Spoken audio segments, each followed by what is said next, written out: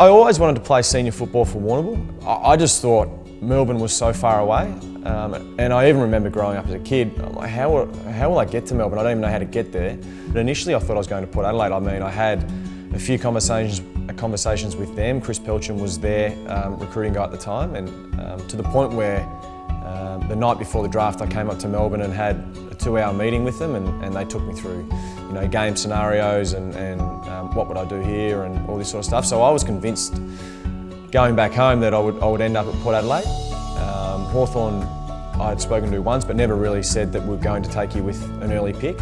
Coming into Hawthorn, we weren't a successful side at that stage, so you didn't really feel the pressure to perform, and we were happy to get games. I mean, we got given a few games at the start, but I'm sure we played some good games within that. But yeah, we just enjoyed playing AFL football and sort of being in Melbourne. Sort of hard to single out one game. I had a pretty good grand final. I always sort of pride myself on playing well in big games and in finals, and I think consistently over my career I've been able to do that. Premierships you can't beat, and I mean they've all got their different story. 2008 was for me purely because of Crawf, and I'd always heard him talk about what it meant to him to win a premiership, and to get that success with him was just a dream come true as a young kid. And then the rest are sort of, I mean, we've had injuries throughout the season. Clarko was sick, so they've all got their own special story. But I suppose when I finish and retire, you can look back on what they all meant. But I mean, the game that we're in now, you've got to move on so quickly. You don't get time to bask in the glory. I do a logistics course at the moment, so I'm 12 months into that, which I thoroughly enjoy.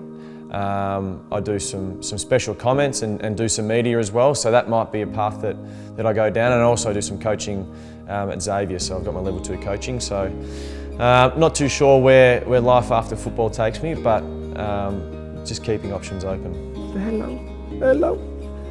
So he's nearly 8 months, so he was born on Sunday before the grand final. It's just been the best thing. It was. He's 8 months now, and he's just moving around and showing personality. I was making breakfast and Jordan was reading a baby name book, and one of my friends said, you have to choose a name that you can yell at and scream at the top of your voice, because for the rest of your life you're going to be screaming at this child. And so Jordan sat on the kitchen bench and he said, Freddie, Freddie! And we said, that's it, that's his name. We love it. It's good when you're happy and it's good when you're angry. When you have a disappointing performance as a team or as an individual, you come home and you just know they're not going to judge you. They don't understand anything at this time in their life. So that is a beautiful thing.